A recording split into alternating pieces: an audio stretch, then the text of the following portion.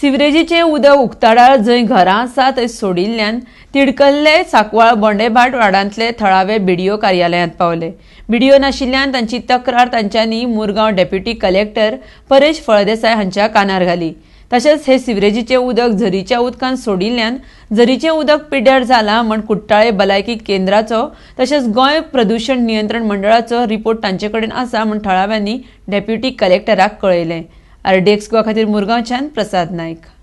4 दीस जाले नळा उदक आसना।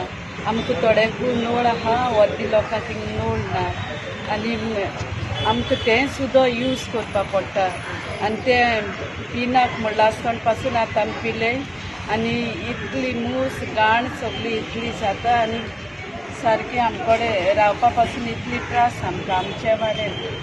They have done a septic tank which they have to, the sewage has to live, the water has to go for the plants. Okay, the same thing is left for the spring. Okay, and all the villages are down are getting infected. We want action to be taken there, and because of and we all the like most of the villages are falling sick because we can't use the water. Okay, and there are a lot of flies and insects coming in our house. आमकां न्हू डॉक्टरान हेल्थाची डॉक्टरान letter दिलां ते Sankwal spring ही तुमगेली आखी pollute जाल्या तें उदक तुमी पिना काय आनी सगळो लोक आमी आतां त्या उदकाचेर डिपेंड करताय आनी आमचो पंचायत सेक्रेटरी आमकां केअर करना सांकवालचो।